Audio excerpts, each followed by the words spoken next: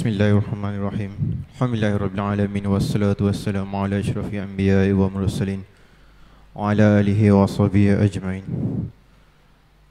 Allahumma salli ala Sayyidina Muhammad wa ala alihi wa sahbihi wassalam. Assalamualaikum warahmatullahi wabarakatuh. Alhamdulillah, pada malam ini dapat kita sama-sama menunaikan solat maghrib secara berjemaah. InsyaAllah apa yang kita lakukan tadi diterima sebagai amalan yang baik, insyaAllah. Yang dihormati Wan Ahmad Zuki bin Wan Ismail, iaitu ahli panel kita pada malam ini. Yang kedua iaitu yang bahagia Profesor Madya Dr. Muhammad Safri bin Ali, Moderator Ustaz Fatah Fatuddin bin Abdul Rahman. Seterusnya Imam Bilal, seluruh ahli jawatan kuasa Masjid Gontor Nasik, muslimi muslimat yang dirahmati Allah sekalian. Alhamdulillah, pada malam ini kita ada satu forum khas yang bersempena dengan sambutan Hari Arafah. InsyaAllah pada malam ini akan disampaikan oleh dua ahli panel kita. Itu yang pertama, Ustaz Wan Ahmad Zuki bin Wan Ismail, iaitu penolong pengarah Akademik Doa Amilin Negeri Terengganu, iaitu doa. Selamat datang Ustaz. Yang ahli yang kedua, panel kita yang kedua iaitu yang bahagia Profesor Madya Dr. Muhammad Safri bin Ali, pengarah Kolej Al-Quran Terengganu. Ustaz, selamat datang juga. Dan insyaAllah forum kita pada malam ini akan dikendalikan oleh moderator kita, iaitu Al-Fadhil Ustaz Fatah Fatuddin bin Abdul Rahman, iaitu merupakan Imam Masjid Bukit Besar. Selamat datang Ustaz. InsyaAllah pada malam ini kita mengambil masa sedikit ruang untuk kita berada dalam forum pada malam ini. InsyaAllah kita akan ambil masa lebih kurang 1 jam atau lebih. Jadi untuk solat isyak malam ini kita lewatkan sikit kita bagi ruang kepada ahli panel kita untuk mengupas beberapa soalan dan tajuk, insyaAllah. Jadi tak apa saya buang masa. Yang pertama saya menjemput dan persilakan ahli panel yang pertama, iaitu Ustaz Wan Ahmad Zuki bin Wan Ismail, untuk hadir ke hadapan, insyaAllah.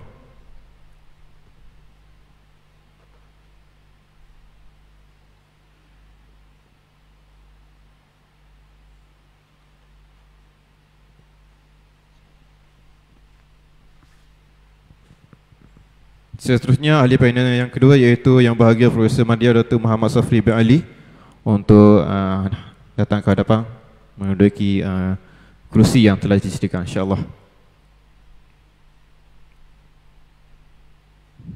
Jadi dengan ini saya menyerahkan majlis kita pada malam ini kepada moderator Ustaz Fatah Fatuddin untuk mengendalikan forum pada malam ini. Bersilakan.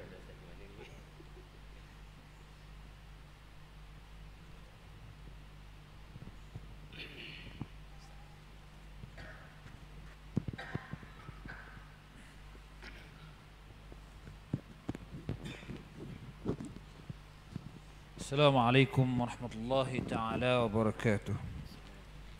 InsyaAllah kita mulakan program forum kita pada malam ini dengan Ummul Quran Al-Fatihah.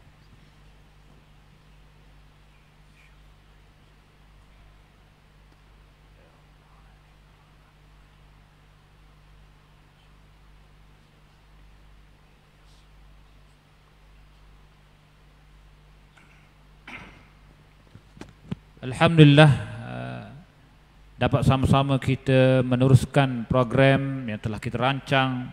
Mungkin dah rancang sebulan mungkin. Mudah-mudahan ianya berjalan lancarlah pada malam ini. Mudah-mudahan kita mendapat kefahaman yang jitu, yang mendalam tentang hari Arafah ataupun Arafah ini. Jadi sebelum kita meneruskan program kita, perlu diingatkan beberapa perkara.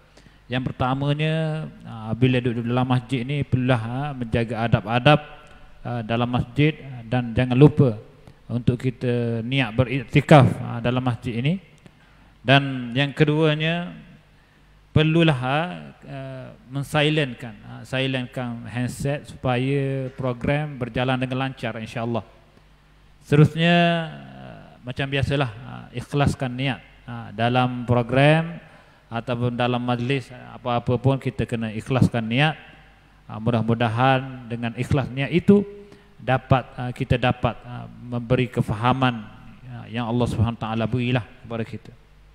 Baik, hadirin sekalian, tak perlulah saya rasa nak perkenalkan panel-panel dah, pengusi dah perkenalkan dah. Cuma sedikit sebanyaklah, tak perlu panjang maksudnya. Kita sedikit sebanyak bolehlah. Ahli panel yang pertama iaitu Al-Fadil Ustaz Wan Ahmad Zuki bin Wan Ismail, penolong pengarah duat, penolong pengarah duat. Yang kedua, panel yang kedua yang berbahagia Profesor Mardia Dr. Muhammad Safri bin Ali, pengarah Kolej Al-Quran Terengganu KQT, yang bahasa kita yang melahirkan ramai ustaz-ustaz, hafiz-hafiz yang berjaya daripada KQT lah. Ma'ruf bagi kita, dan kita kenal bahawa KQT ni tentang Quran ni pure lah, insya-Allah. Baik, hadirin sekalian, sedikit sebanyak berkenaan program kita pada malam ini. Kita akan buat dua round. Round pertama saya akan tanya kepada panel yang pertama, iaitu Ustaz Ahmad Zuki, dan satu soalan insya-Allah. Kemudian panel yang kedua, untuk round pertama ni kita akan tanya pula pada panel yang kedua, insya-Allah ada soalan-soalan yang menarik yang saya rasa saya sedia dah ni. Ada. Dan sekitar dalam 30 minit lah kupasan dua panel, ataupun lebih, insya-Allah 40 minit lebih kurang. Kalau lebih pun tak lebih pada 40 minit lah. Dan round yang kedua, insya-Allah round kedua macam biasa, panel yang pertama dan panel yang kedua, dan terus kepada kesimpulan. Baik, hadirin sekalian, insya-Allah kita, kalau tak nampak macam dah bersedia belakang dah ni, nampak nak dengar pengisian tentang Arafah ini.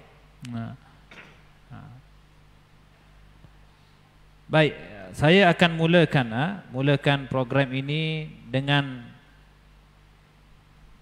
soalan yang pertama yang ditujukan oleh panel yang pertama.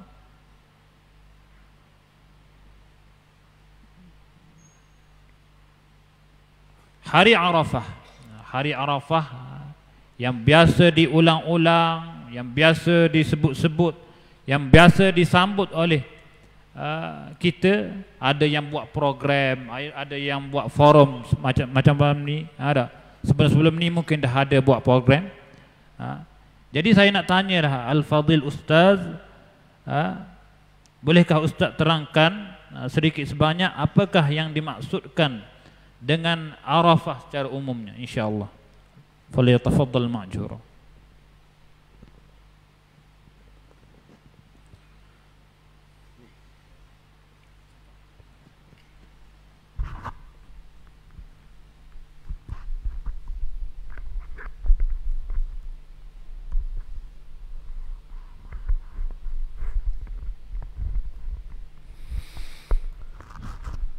Bismillahirrahmanirrahim.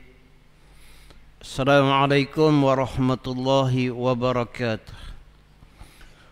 Alhamdulillahi rabbil alamin, wal aqibatu lil muttaqin, wala udwana illa 'alal zalimin.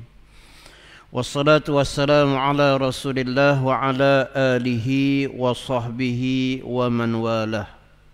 Terima kasih pada yang berbahagia Al-Fadil Ustaz pengurusi majlis, Ustaz Fattah, yang diraikan, lagi dihormati, lagi disegani, yang berbahagia Al-Fadil Profesor Madya Dr.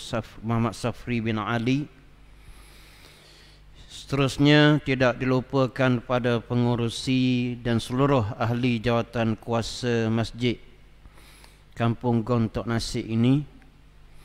Seterusnya Al-Fadil yang berbahagia Ayahanda Tuan Imam Bilal, muslimin dan muslimat, hadirin dan hadirat sidang jemaah yang mudah-mudahan kita semua dirahmati dan diberkati oleh Allah Subhanahu wa ta'ala insya-Allah. Sebelum tuan-tuan muslimin dan muslimat sekalian, kita melangsungkan bicara kita, forum kita pada malam ni, tuan-tuan jangan lupa kita duduk dalam rumah Allah Ta'ala dengan niat i'tikaf agar kita mendapat kelebihan yang banyak di samping kita mendengar kebaikan ilmu dan peringatan. Mudah-mudahan dalam waktu yang sama tuan-tuan muslimin dan muslimat sekalian, kita dapat akan kelebihan beriktikaf dalam rumah Allah Subhanahu wa ta'ala ini insya-Allah. Tuan-tuan hadirin hadirat yang dihormati lagi dikasihi sekalian, saya rasa sedikit keugahanlah pada malam ni. Sebab apa tuan-tuan? Sebab digandingkan dengan mursyidi wa ustazi wa muallimi. Di sebelah saya tuan-tuan, ustaz saya dulu, yang mengajar saya di Sekolah Menengah Agama atas Sultan Zainal Abidin. Jadi malam ni tak sangka tuan-tuan yang digandingkan dengan beliau, yang sudah pastinya tuan-tuan gandingan yang terlalu jauh bezanya antara guru dan murid. Jadi sebab itulah tuan-tuan saya rasa sedikit keugahan lah orang kata dalam nak meneruskan program bicara kita pada malam ini. Walau apapun tuan-tuan muslimin dan muslimat sekalian, untuk melunaskan apa yang dipohong oleh saudara pengurusi sebentar tadi, justru kita berhimpun malam ni tuan-tuan nak berbicara tentang Yaum Arafah, tentang wukuf di Arafah. Bila Al-Fadhil pengurusi ajukan soalan, tuan-tuan, pengenalan umum tentang Arafah, dia ada dua perkara di situ. Yang pertama tuan-tuan sekalian, bila sebut Arafah, Arafah ini merujuknya kepada suatu tempat yang berada tuan-tuan sekalian di Makkah Al-Mukarramah, yang merupakan di antara satu tempat yang diwajibkan kepada mereka yang melaksanakan ibadah haji untuk menunaikan salah satu daripada rukun haji. Tuan-tuan sekalian, nama tempat itu adalah Arafah, yang letaknya tuan-tuan sekalian sebagaimana disebutkan, iaitulah lebih kurang jaraknya kedudukan bumi Arafah ini dengan jarak lebih kurang tuan-tuan 53 km daripada Makkah Al-Mukarramah, dan mempunyai keluasan hampir 8 km persegi tuan-tuan sekalian, bumi Arafah tersebut. Baik, muslimin dan muslimat yang dikasihi sekalian, kita di Malaysia ini, terutama di negeri Terengganu, kalau sebelum ni tuan-tuan, mungkinlah walaupun tuan-tuan ada diletakkan dalam kalender berkenaan dengan hari wukuf, tapi tuan-tuan pada waktu itu mungkin kurang pencernaan daripada masyarakat kita. Tapi alhamdulillah tuan-tuan, hari ini kita nampak ada kesedaran di kalangan masyarakat, terutamanya bila ada jabatan-jabatan tertentu memainkan peranan tuan-tuan supaya masyarakat memberikan perhatian kepada hari Arafah ini. Dan bila kerajaan negeri telah memutuskan tuan-tuan dan menetapkan hari Arafah, ditetapkan tuan-tuan hari itu jatuhnya cuti umum bagi negeri Terengganu. Jadi sebab itulah kita tuan-tuan di peringkat negeri Terengganu ni, kita jadikan tuan-tuan hari itu hari menhayati hari Arafah. Muslimin dan muslimat yang dikasihi sekalian, perkataan Arafah, pelbagai pendapat di kalangan ulama menyebutkan tentang apakah, dari manakah datangnya perkataan Arafah ni. Mengapa dinamakan Arafah? Antaranya tentang pendapat ataupun pandangan yang masyhur daripada Al-Imam Ibn Katsir yang menyebutkan tuan-tuan sekalian, datang dari manakah nama Arafah itu? Iaitulah ketika mana Allah Subhanahu wa taala memerintahkan kepada malaikat Jibril turun mengajarkan kepada Nabi Ibrahim alaihi salam tata cara melaksanakan ibadat haji, tuan-tuan. Allah Taala perintah Jibril mengiringi tuan-tuan Nabi Ibrahim alaihi salam mengajarkan tata cara melaksanakan ibadah haji. Tuan-tuan sekalian, bila sampai di Arafah, di padang Arafah itu, maka dinyatakan oleh malaikat Jibril, inilah tempat namanya Arafah. Inilah tempat namanya Arafah. Tuan-tuan, maka kata Nabi Ibrahim alaihi salam, araftu, tuan-tuan. Tuan-tuan, jawab Nabi Ibrahim, araftu. Oh ya, maka aku tahulah ini nama dia Arafah. Maka tuan-tuan, itulah mengikut pendapat apa yang dinyatakan oleh Al-Imam Ibn Katsir. Dia menyatakan asal dinamakan tempat itu, tuan-tuan, sebagai Arafah daripada perkataan araftu yang disebut oleh Nabi Ibrahim alaihi salam. Mengikut riwayat yang lain, tuan-tuan muslimin dan muslimat sekalian, iaitulah pendapat yang menyebutkan bahawa bila mana Allah Subhanahu wa taala menurunkan Nabi Allah tuan-tuan Adam alaihi salam dan isterinya Hawa, dikeluarkan daripada syurga dan tuan-tuan dihantar ke bumi.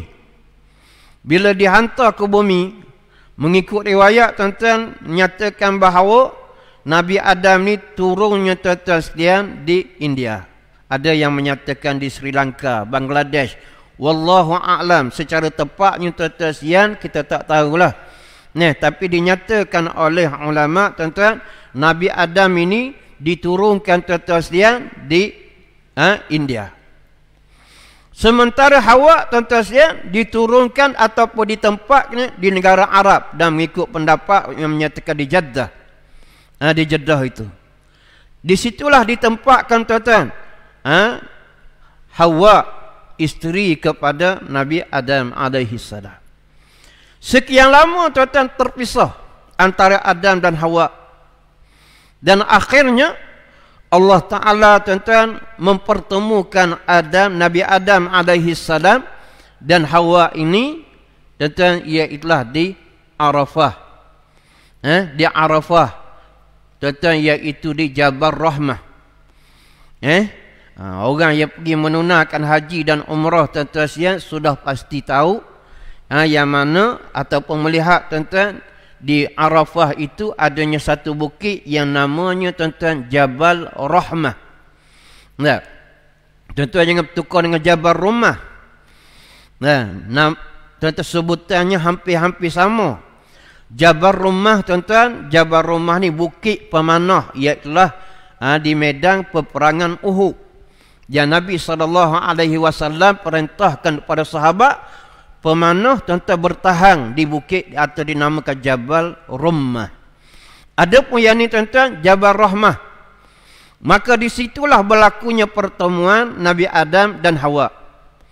Dan tuan-tuan sekalian, setelah mana turunnya Nabi Adam dan Hawa dan bertemu, tuan-tuan sekalian, di Arafah, maka mereka mengambil kesempatan, tuan-tuan, berada di Jabal Rahmah itu, bertemu dan memohon ampun kepada Allah Subhanahu wa taala. Tuan-tuan, atas dasar kekhilafan mereka yang telah melakukan kesalahan, tuan-tuan, makan buah yang dilarang, yang ditegah oleh Allah Subhanahu wa ta'ala akibat daripada hasutan iblis. Tuan-tuan sekalian, maka istilah bila mana Nabi Adam dan juga Hawa ini, tuan-tuan sekalian, memohon ampun kepada Allah, maka itu dinamakan i'tiraf, tuan-tuan, dinamakan arafah ataupun pengiktirafan. Dan tuan-tuan, maka ulama menyatakan perkataan arafah itu yang diartikan dalam bahasa kita pengiktirafan atas dosa-dosa dan kesilapan yang dilakukan. Justru itulah, tuan-tuan, dinamakan padang itu sebagai arafah. Jadi tuan-tuan muslimin dan muslimat yang dihormati lagi dikasihi sekalian, itulah sebahagian daripada pandangan ulama yang saya kemukakan pada malam ini untuk panduan kita bersama, tuan-tuan sekalian, asal usul mengapa dinamakan tempat itu, di mana, tuan-tuan sekalian, tempat umat Islam, sebahagian daripada umat Islam ini yang menunaikan ibadat haji, tuan-tuan, berada di padang Arafah. Wukuf namanya, berhenti seketika, tuan-tuan sekalian, atas dasar menunaikan perintah Allah Subhanahu wa ta'ala. Yang tuan-tuan muslimin dan muslimat yang dikasihi sekalian, terlalu banyak apa yang dirakamkan berkaitan dengan Arafah ini. Jadi muslimin dan muslimat sekalian, mudah-mudahan insya-Allah dalam kesempatan saudara-saudara kita berada di bumi Arafah, tuan-tuan, mereka di sana menunaikan rukun daripada rukun-rukun haji, maka kita di dalam negara kita ini mengambil kesempatan ini, tuan-tuan sekalian, untuk mengambil ibrah, mengambil iktibar daripadanya, dengan melihat, tuan-tuan, bagaimana perhimpunan itu suatu perhimpunan yang menakjubkan, menghimpunkan seluruh umat manusia dengan bilangan dan jumlah yang begitu besar, tuan-tuan sekalian, yang berada di sana, tak kira bangsa apa, tak kira bahasa apa, tak kira warna kulit apa, tuan-tuan, tak kira apa kedudukannya dalam masyarakat, mereka dinilai sama di sisi Allah Subhanahu wa ta'ala. Yang tuan-tuan sekalian, walaupun mereka pemimpin, walaupun mereka dipimpin, mereka berada dengan, tuan-tuan, di Arafah itu dengan pakaian yang sama, ialah ihram yang berwarna putih. Yang tuan-tuan sekalian, di situ melambangkan bagaimana Allah Ta'ala nak didik, tuan-tuan, manusia agar kembali kepada asal usul mereka, tuan-tuan. Kita datang daripada Allah Ta'ala dan, tuan-tuan, melaksanakan perintah Allah. Tak kira apa kedudukan kita, kita semua adalah merupakan hamba Allah Subhanahu wa ta'ala. Saya kira saudara pengerusi, itulah bagi menjawab dan respon kepada soalan yang pertama tadi. Assalamualaikum warahmatullahi wabarakatuh. Waalaikumsalam warahmatullahi taala wabarakatuh. Alhamdulillah, terima kasih banyak kepada Al-Fadhil Ustaz kerana menepati, maksudnya kita boleh faham dah tentang Arafah ini. Kata Ibnu Katsir, berkatanya Ibnu Katsir tadi, peristiwa di mana malaikat Jibril mengajar Nabi Ibrahim, Nabi Ibrahim untuk mengerjakan haji di Arafah, maka Ibrahim sebut Arafah. Faham? Ada. Kemudian yang kedua, pandangan yang kedua, ketika mana Nabi Adam dan Hawa bertemu di Arafah, maka mereka pun mengiktiraf dosa-dosa mereka. Iktiraf maksudnya Arafah, tahu dosa-dosa mereka dan menginsafi mereka dosa-dosa mereka. Itulah yang dinamakan di Arafah. Okey, baik. Alhamdulillah, dengan perkongsian itu kita boleh lumak dah apa itu maksud Arafah. Baik. Setelah mana kita dengar penjelasan tadi, saya nak minta panel yang kedua lah. Panel yang kedua, Prof tentang bolehkah Profesor terangkan bagaimana Al-Quran mendefinisikan atau menceritakan tentang hari Arafah dalam Al-Quran. Falyatafaddal ma'jura. Bismillahirrahmanirrahim. Assalamualaikum warahmatullahi wabarakatuh. Alhamdulillahirabbil alamin wal aqibatu lil muttaqin wala udwana illa 'alal zalimin. Qala rabbi shrah li sadri wa yassir li amri wa hlul 'uqdatam min lisani yafqahu qawli. Amma ba'd. Semati dikasihi Ustaz moderator, semati dikasihi Ustaz Wan Mazuki, Ustaz Wan Zuki, panel, sahabat panel. Walaupun dia anak murid saya, tapi dia tu guru saya sebenarnya. Saya banyak mendengar dia mengaji, dia mengajar banyak tempat lah. Alhamdulillah. Pengerusi Ustaz Saleh, Ustaz Aleh, insyaAllah kita kenal gitu. Dan Tuan Kuasa Masjid, Imam, Bilal, khususnya para asatizah, tuan-tuan guru, muslimin dan muslimat, sidang jemaah sekalian. Juga pengajar bersama Aimis doa ni kot ya, insya-Allah. Pertamanya saya ingin merakamkan ucapan terima kasih lah di atas kepercayaan pihak masjid untuk menjemput saya ataupun kami ke majlis yang saya kira penting untuk kita berkongsi pandangan sambil mengingati beberapa peristiwa besar lah dalam Islam. Dan dalam konteks kita pada malam ini ialah berkenaan dengan Hari Arafah. Konteks kita ialah berkenaan dengan Hari Arafah. Muslimin dan muslimat sekalian, Allah Subhanahu wa taala sebut dalam Quran. A'udzubillahi minasyaitonirrajim. Bismillahirrahmanirrahim. Wal fajri wa layalin 'ashr wasyaf'i wal watr. Demi waktu fajar dan 10 malam, dan juga disebut wasyaf'i wal watri. Ibn Mas'ud kata wasyaf'i itu adalah 10 Zulhijjah, hari raya. Wal watri itu adalah hari Arafah. Wal watri itu adalah hari ganjil. Wasyaf'i itu adalah hari genap. Wasyaf'i wal watri. Wasyaf'i hari genap itu adalah 10 Zulhijjah. Wal watri adalah hari ganjil, itu dah 9 Zulhijjah ataupun kita kenali dengan nama Hari Arafah. Kita sebenarnya bila kita menyebut Hari Arafah, kita sebenarnya menyebut juga berkaitan dengan ibadat haji. Bila kita sebut ibadat haji, sebenarnya suatu ibadat yang Allah Subhanahu wa taala telah bagi taklifnya semenjak daripada zaman Nabi Ibrahim lagi.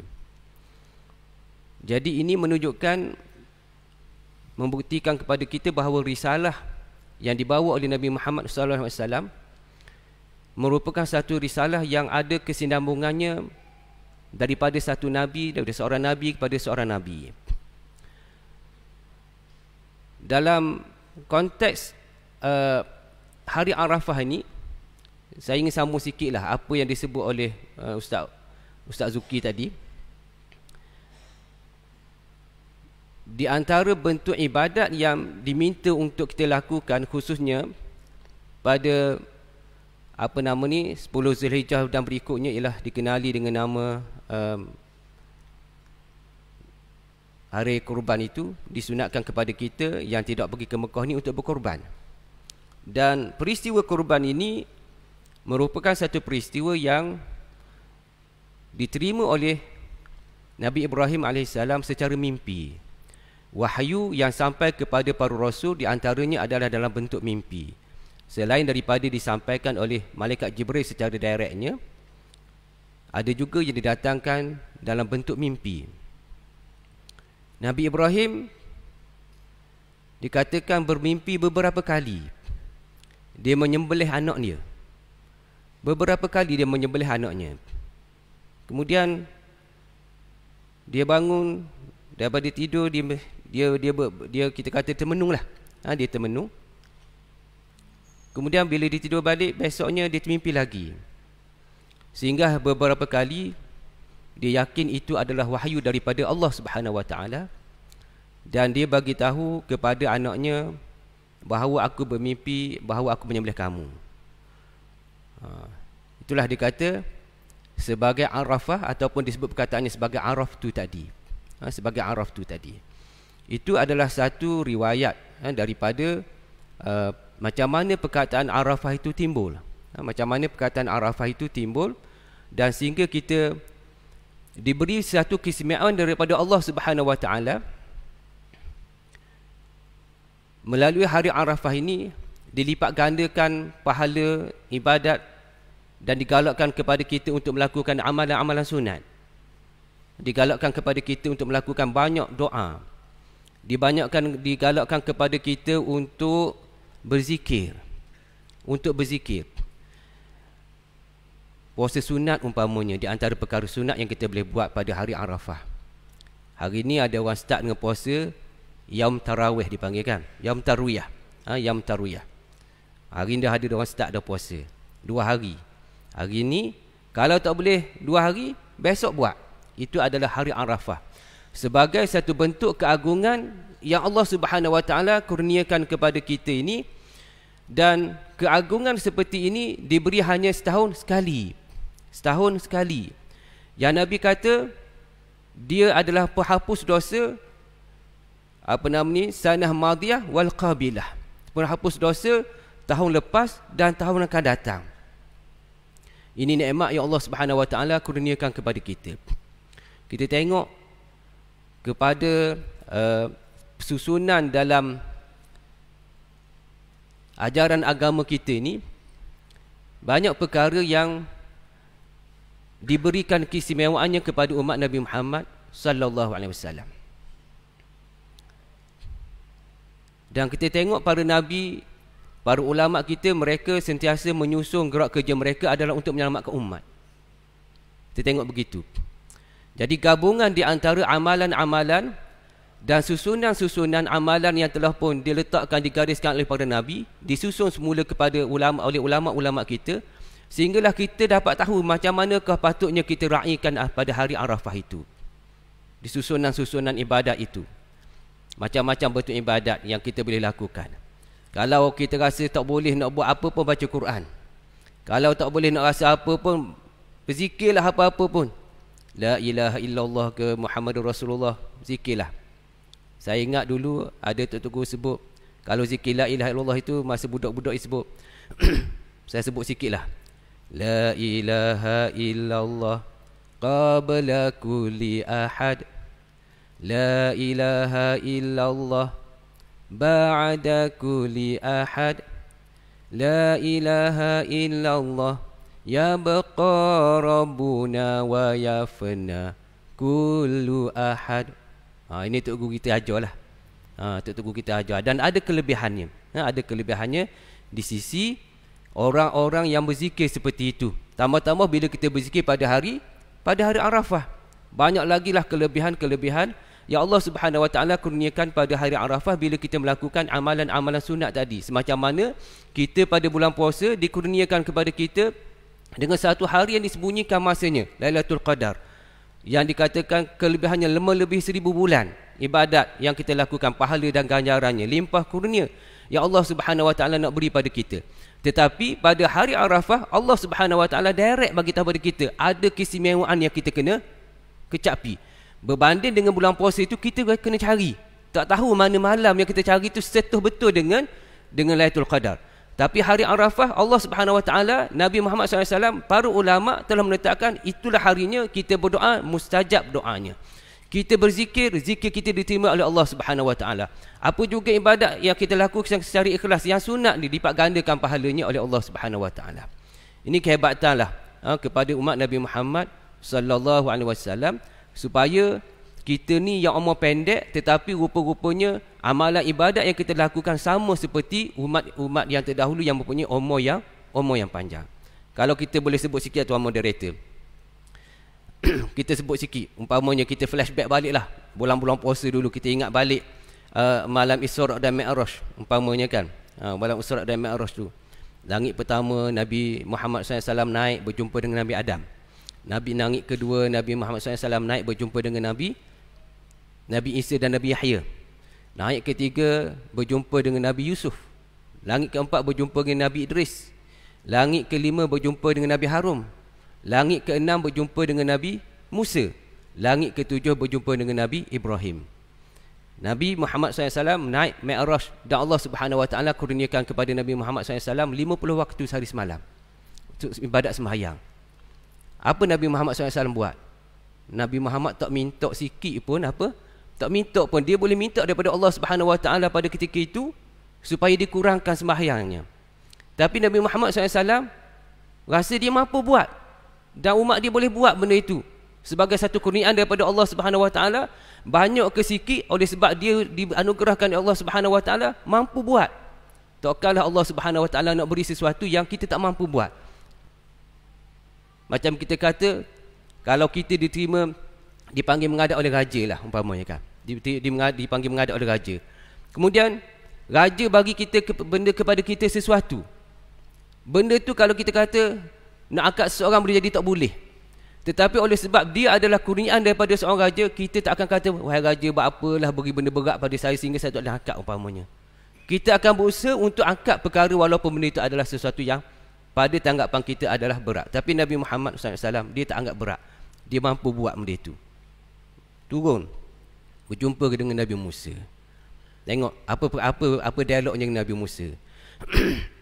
Itulah kita kata nabi-nabi, para rasul, ulama-ulama kita ni mereka sangat sayang kepada umat. Saya nak sebut ini dulu. Bila turun, apa yang Nabi Musa kata pada Nabi Muhammad, berjumpa dengan Nabi Ibrahim tak kata apa. Nabi Ibrahim tak kata apa pada langit ke-7. Turun langit ke-6 berjumpa dengan Nabi Musa. Dia kata wahai Muhammad, umat kamu tak mampu buat. Umat aku besarnya dengan umur panjangnya, tak orok juga dia kata. Tak orok nak buat benda ini. Tengok percakapan, dialog antara nabi-nabi ni masing-masing ingat kepada Nabi Muhammad. Nabi Muhammad SAW sayang dan cinta kepada Allah Subhanahu Wa Taala, rasa malu nak minta pengurangan dari sudut ibadat sembahyang tadi. Tapi Nabi Musa AS sayang kepada Nabi Muhammad sebab dia tahu umat Nabi Muhammad itu terlalu kecil dan kerdilnya dari sudut kependekan umurnya. Sayang mereka kepada Nabi Muhammad, kepada umat Nabi Muhammad ni, Nabi Musa kata kena minta kurang lah. Kena minta kurang. Ini dialog yang berlaku di antara para nabi, Nabi Muhammad SAW, Nabi Musa, sehinggalah kita dikurniakan dengan ibadat sembahyang tadi. Apa yang berlaku ialah nabi-nabi, rasul-rasul, ulama-ulama kita ni, ulama-ulama kita pula menyusun kitab-kitab tertentu, dipetik daripada semua kenyataan-kenyataan ataupun sabda Nabi Muhammad SAW dalam kitab-kitab hadis, dihimpunkan dan dibukukan, dan kita boleh baca sehingga menjadi panduan kepada kita macam mana kita nak menghayati hari Arafah yang kita dapat raikan pada hari ini dalam kehidupan kita seharian. Moga-moga Allah Subhanahu Wa Taala kurniakan kepada kita hari Arafah pada tahun ini adalah hari Arafah yang betul-betul mendatangkan manfaat kepada kita. Kalaulah benda ini diberikan kepada umat yang lain, boleh jadi umat yang lain buat perkara-perkara yang besar lagi, boleh jadi berasaskan pada pengalaman mereka. Tapi Nabi Muhammad SAW, umat Nabi Muhammad adalah umat muktadil, dan ibadat yang kita lakukan juga adalah ibadat yang tidak membuatkan kita merasa tertekan, merasa tension, merasa pressure, ada depress ke apa-apa juga.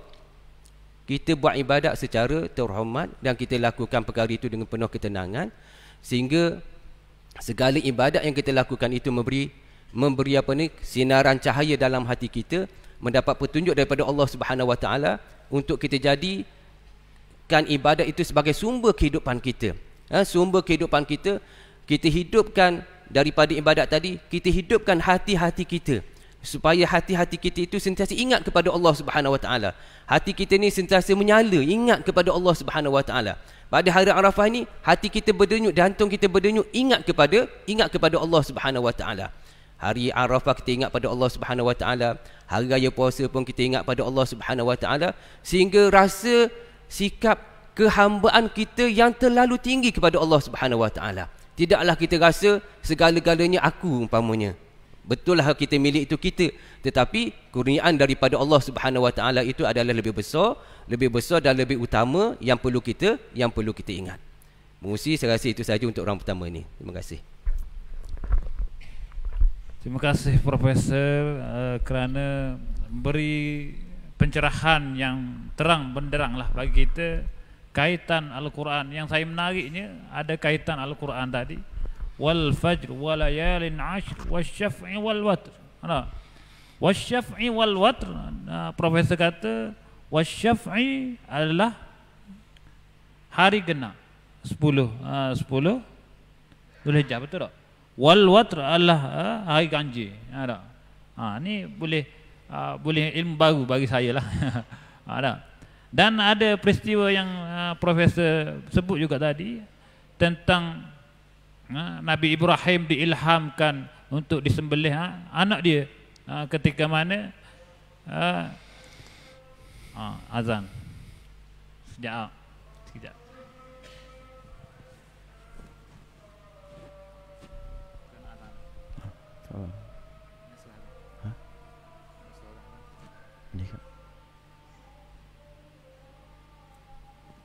Kena azan dulu. Apa?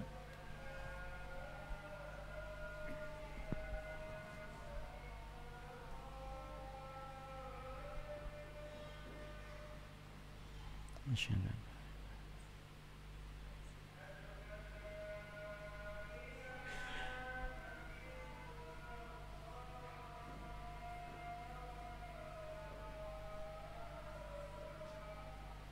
Masyaallah.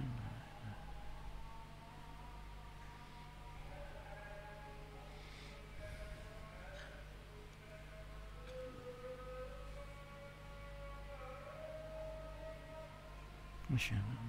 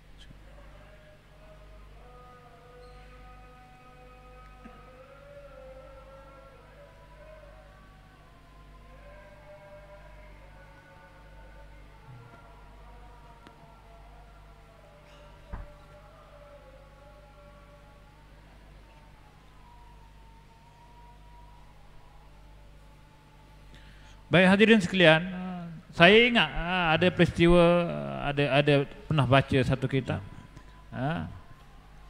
Katanya hari tarwiyah ni asal daripada mimpi Nabi Ibrahim sembelih anak dia, ketika mana mula-mula Nabi Ibrahim tidak yakin lagi mimpi itu daripada Allah ke daripada syaitan. Lalu dia pun mikir tarwiyah nama dia. Mikir di kawasan Mina itu. Mina. Lalu fikir-fikir, esok kan mimpi yang sama juga. Mimpi yang sama juga. Maka itulah yang namakan Arafah, di tempat Arafah. Ada profesor sebut tadi. Ada juga profesor sebut tadi. Saya ulang jelah. Jadi profesor sebut juga banyaklah kita beramal ibadat pada bulan ini, pada waktu ini. Lebih-lebih lagi banyak berdoa pada hari Arafah ni.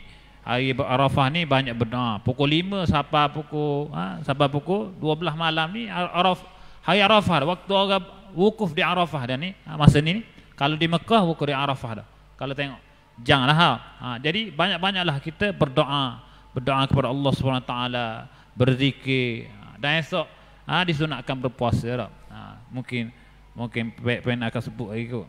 Ibrah, tentang ibrah.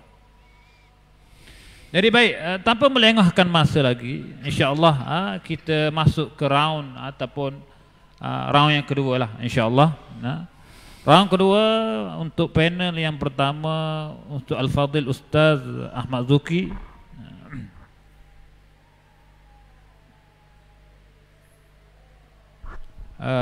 Soalannya, bolehkah Al-Fadhil Ustaz menceritakan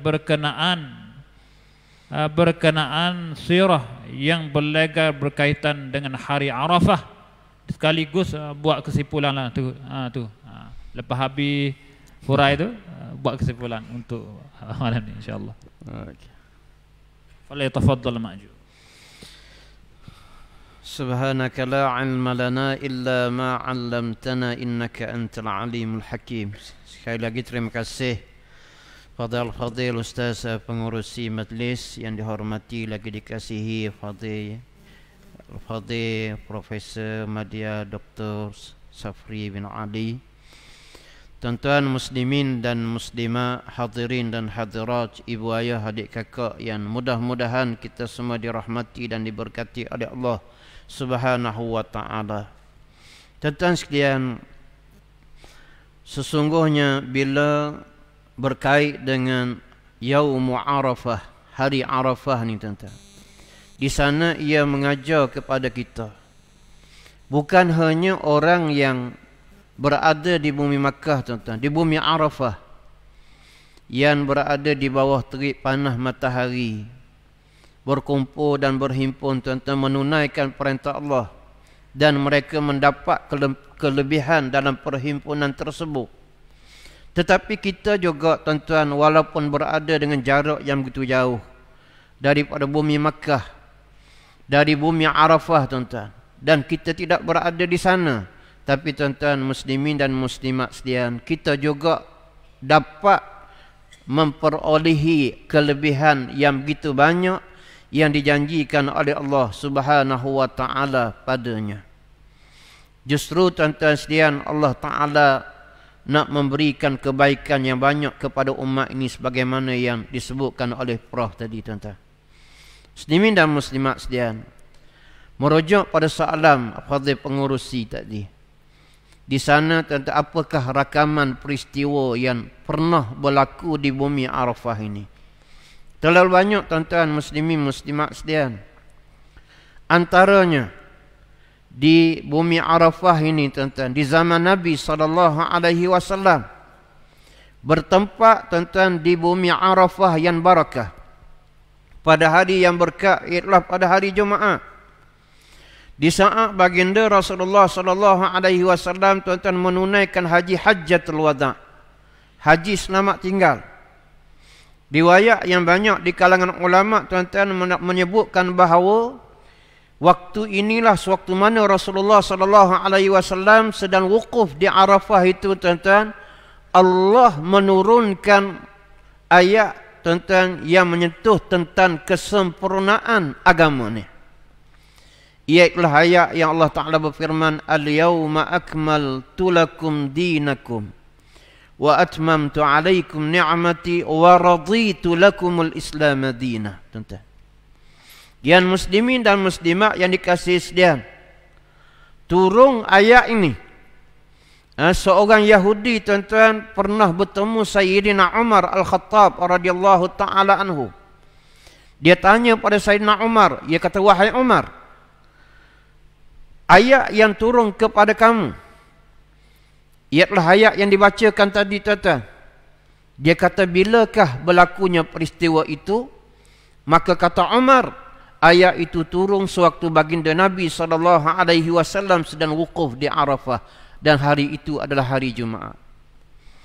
Tuan-tuan, kata Yahudi ni, kalaulah jatuh kepada kami, maknanya kalau penurunan ayat itu jatuh pada agama kami, dia kata kami akan rayakan, jadikan hari itu hari perayaan yang besar kepada kami orang-orang Yahudi.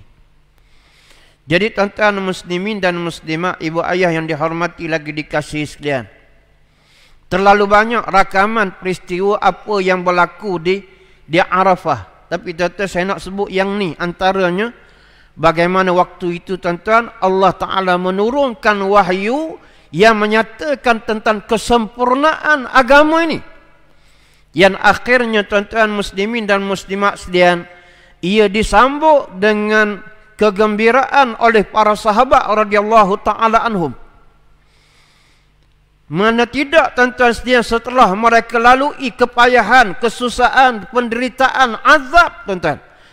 Daripada waktu mana mereka berada di Makkah Al-Mukarramah 13 tahun tuan-tuan sekalian, Rasulullah SAW dan para sahabat radhiyallahu taala anhum yang merupakan golongan as-sabiqun al-awwalun, golongan yang terdahulu tuan-tuan, dalam nak menyampaikan agama ni, mereka diseksa, mereka dibohongi, macam-macam penyiksaan yang dilalui oleh mereka. Tuan-tuan sekalian, tahun yang ke-9 Hijrah, Allah Ta'ala menurunkan ayat ni yang tuan-tuan menjadikan para sahabat amat gembira.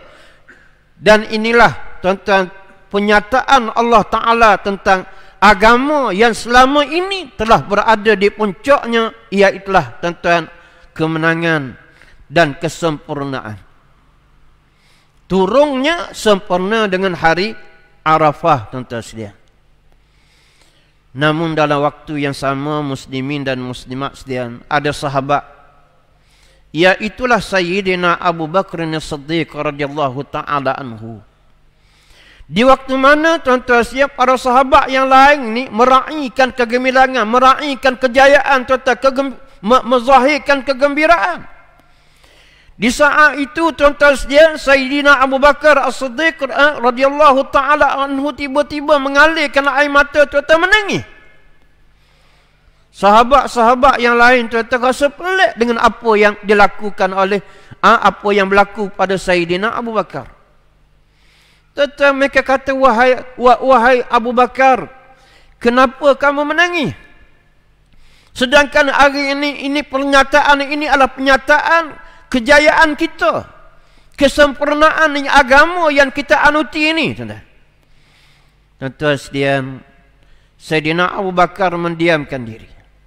Dan kemudian tuan-tuan muslimin dan muslimat sekalian, tak lama selepas itu bila diasak dengan soalan oleh sahabat-sahabat yang lain, tuan-tuan, Sayyidina Abu Bakar menyatakan, idza tamma syai'u bada naqsuhu. Tuan-tuan, ungkapan dia mudah. Tuan-tuan, Sayyidina Abu Bakar kata apa? Kamu tahu tak, kata Abu Bakar, idza tamma syai'u, bila mana telah sempurnanya sesuatu, maka akan kembali, ia akan kembali kekurangannya nanti. Tuan-tuan sekalian, ini faham Sayyidina Abu Bakar As-Siddiq radhiyallahu taala anhu, tuan-tuan. Maksud ungkapan dia tadi tu, tuan-tuan, bila sahabat tak faham, apa maksud kamu wahai Abu Bakar? Tuan-tuan, kata Sayyidina Abu Bakar, Allah Ta'ala menurunkan ayat ini menyatakan kesempurnaan agama ni. Maka sesungguhnya itu adalah alamat kegembiraan bagi kita. Tapi kata Umar, jangan kamu lupa, bila mana agama ni telah sempurna, bermaknanya tak lama lagi Nabi SAW akan meninggalkan kita. Allahu Rabbi, tuan-tuan muslimin dan muslimat sekalian. Di saat orang pada waktu tu tuan-tuan tengah menzahirkan kegembiraan kerana agama ni telah disempurnakan oleh Allah, tuan-tuan sekalian, tiba-tiba datang pernyataan daripada Sayyidina Abu Bakar, tuan-tuan, menyebut apa yang sebaliknya. Dan itulah hakikat, tuan-tuan sekalian, makna bila agama telah sempurna, tak lama lagi tuan-tuan pembawa agama ni, yakni Rasulullah SAW, nanti akan dipanggil pulang balik oleh Allah Subhanahu wa taala. Memang betul, tuan-tuan. Maka para sahabat, tuan-tuan muslimin dan muslimat sekalian, menitihkan air mata, tak tahan, tuan-tuan, terpaksa menanggung kehilangan manusia yang paling dikasih oleh mereka, yakni Rasulullah SAW. Itu antaranya, tuan-tuan sekalian, apa yang terakam di bumi Arafah.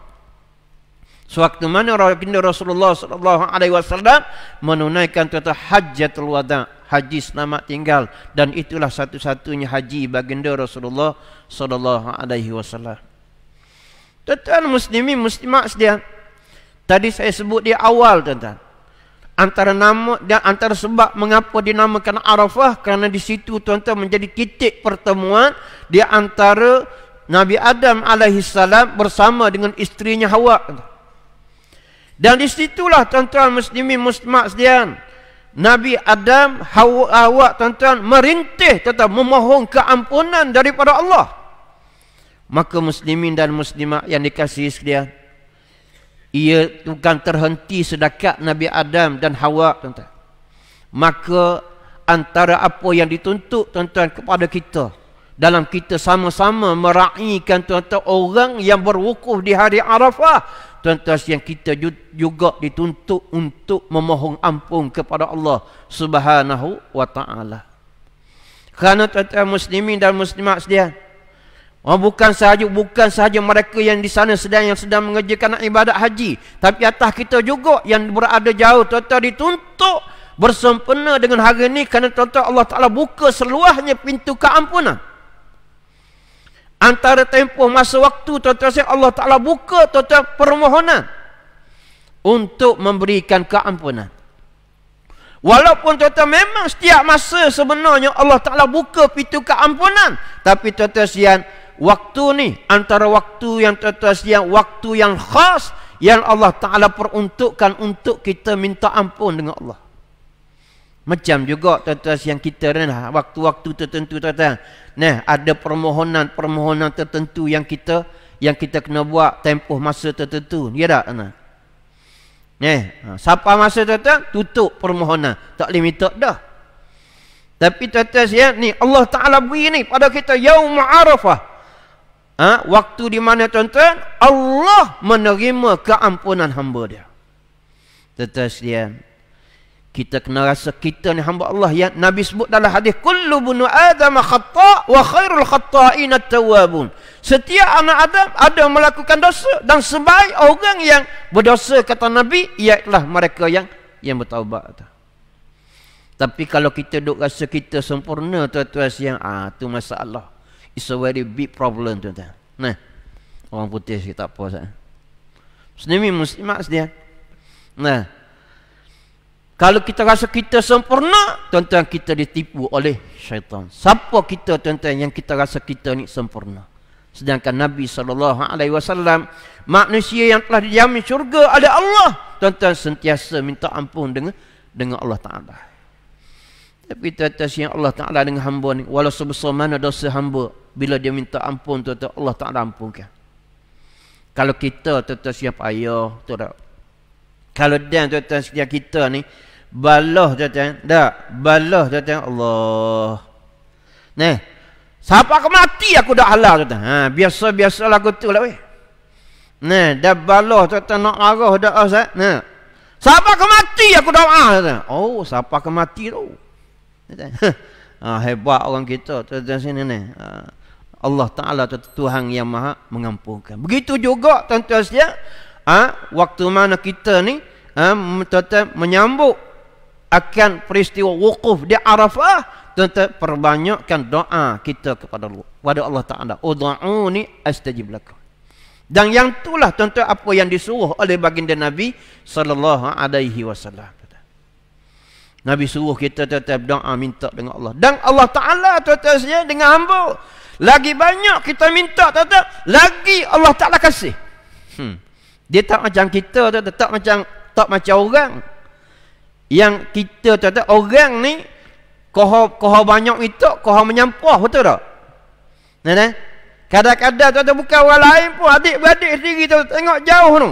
Mari di rumah, masuk kita bagus tuan-tuan, bawa topi keledar. Nathan ni ada kerja lain, nak pinjam motor tu. Betul tak tuan-tuan? Bukan orang lain, adik-beradik sendiri tuan-tuan. Dalam saat nak minta tuan-tuan. Betul tak? Bila mana tuan-tuan orang tu mari semua tuan-tuan rumah kita nak minta sesuatu, kita rasa tak duduk tak.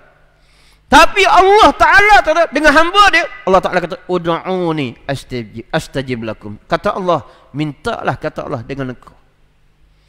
Kadang-kadang orang kita tuan-tuan setengah tu dia kata, nak minta gapo saya? Tahu nak minta gapo dah. Tak tahu nak minta gapo tuan-tuan. Dan kadang-kadang tuan-tuan siang, kalau salah tu imam tu baca panjang tuan-tuan siang, Allah dia marah pula. Nata ni macam apa panjang dia marah tu imam tuan-tuan siang baca panjang dah. Tu imam baca doa tuan-tuan siang. Lepas tu pesen akad doa pun tuan-tuan sekalian, Allah macam-macam weh. Ada tuan-tuan sekalian ni tangan duk atas lutut ah. Ming ni, bunyi ming saja. Tak sungguh tuan-tuan minta dengan Allah. Saya dapat tuan-tuan orang cerita, orang pergi Mekah tuan-tuan sekalian, tempat yang antara tempat yang mustajab kita minta dengan Allah. Tuan-tuan dia ke ziarah tuan-tuan, waktu dulu tak ada lagi pagar-pagar makam Nabi ni. Tuan-tuan, dia lalu kok makam Nabi tuan-tuan, waktu tu waktu tak zahmah, waktu tak sibuk. Tuan-tuan sekalian, dia bukan dia berdoa. Dia bawa kertas siap-siap tuan-tuan, dia tulis, dia kata, biar Nabi bacalah, dia kata tuan-tuan. Dia bawa kertas tuan-tuan, jadi lalu kok makam Nabi, kertas tu dia lepo tuan-tuan, masuk kok makam Nabi, dia kata tak apa Nabi baca lah tuan-tuan. Nah. Dia suruh Nabi baca kertas surat dia tuan-tuan. Nak royak malah, nak mohon, nak minta dengan Allah Subhanahu wa taala. Jadi tuan-tuan muslimin dan muslimat, kita ambillah kesempatan dalam waktu mana kita meraihkan tuan-tuan, kita menyambut dan memperingati hari wukuf Arafah ini, tuan-tuan kita perbanyakkan doa kepada Allah. Perbanyakkan tuan-tuan sekalian minta ampun dengan Allah Subhanahu wa taala. Dan tuan-tuan sekalian ambillah peluang kita berpuasa sebagaimana yang disebutkan oleh Prof tadi tuan-tuan. Mudah-mudahan bukan hanya mereka yang sedang melaksanakan tuan-tuan ibadah haji itu mendapat kelebihan di sisi Allah, tetapi kita juga tuan-tuan yang jauh daripadanya juga mendapat kelebihan yang dijanjikan oleh Allah Subhanahu wa taala. Saya kira sekadar itulah tuan-tuan muslimin muslimat sekalian menjawab soalan Fadil Ustaz moderator tadi dan sekaligus menggulung tuan-tuan sekalian. Wallahu a'lam. Terima kasih Al-Fadil Ustaz kerana memberi pencerahan yang begitulah. Baik, sekarang insya-Allah setiap daripada peristiwa sejarah itu mesti adalah ibrah dia, ada ibrah dan keistimewaan dia. Jadi bolehkah Profesor terangkan keistimewaan hari Arafah dan minta sedikit kesimpulan lepas pada itu insya-Allah. Bismillahirrahmanirrahim. Terima kasih Ustaz moderator. Sahabat panel, muslimin dan muslimat sekalian.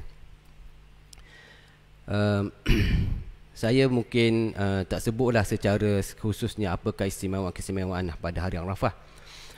Sebab kalau kita kira nak sebut keistimewaan hari Arafah itu boleh jadi satu benda yang dalam maklumat kita adalah perkara yang berulang, boleh jadilah. Sebab sebagai satu hari yang cukup istimewa, dimustajabkan doa dan amalan-amalan ibadat kita pun diterima oleh Allah Subhanahu wa taala. Sehingga Allah Subhanahu wa taala tanya kepada para malaikat, hamba aku ni buat gini, mu tahu tak sebab apa? Dia tengok syurga ke, dia tengok neraka ke? Saksikan wahai malaikat, aku dah ampunkan dia, jadikan dia itu sebagai ahli syurga.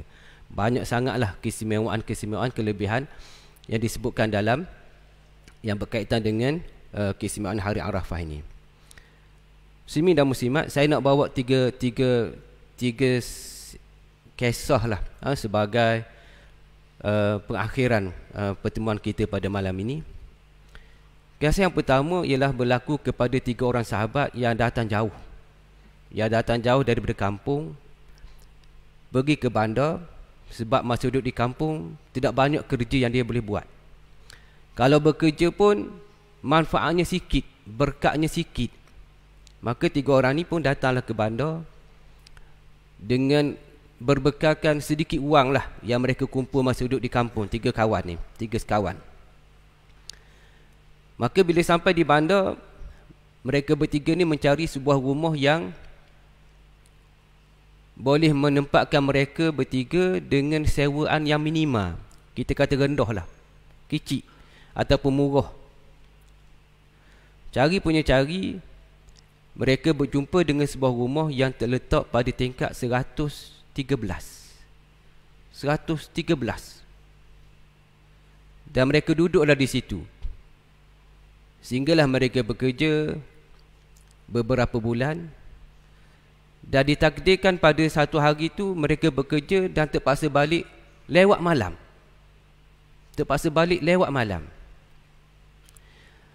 Bila terpaksa balik lewat malam ni, ataupun kita kata lebih daripada masa lah, lebih daripada masa. Bila balik dan sampai nak masuk dalam rumah tu, mereka berjumpa dengan penjaga rumah lah.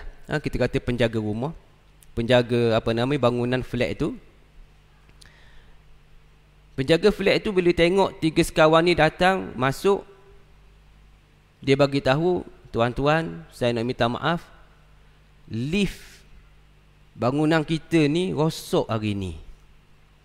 Kalau nak naik, kena lalu kot tangga ni. 113 tuan-tuan, 113 tingkat. Terpaksa nak naik tu 113 tingkat nak naik. Macam mana nak buat tu 113 tingkat? Maka bersepakatlah 3 orang ni, beginilah. Kita setiap tingkat, bila kita berjalan ni, setiap tingkat seorang daripada kita mesti bercerita. Seorang daripada kita ni mesti bercerita sampailah tingkat pertama. Tingkat kedua pula orang ni pula bercerita. Tingkat ketiga pula orang ni pula bercerita. Maka itulah mereka buat, langsungkan sehinggalah mereka sampai kepada tingkat yang ke-80. Sampai kepada tingkat ke-80, bermula dengan sahabat pertama bercerita, sahabat kedua bercerita, masuk tingkat 83, sahabat ketiga tak nak bercerita, tapi dia mula menangis. Begitulah 84, 85, 86, sahabat ketiga menangis.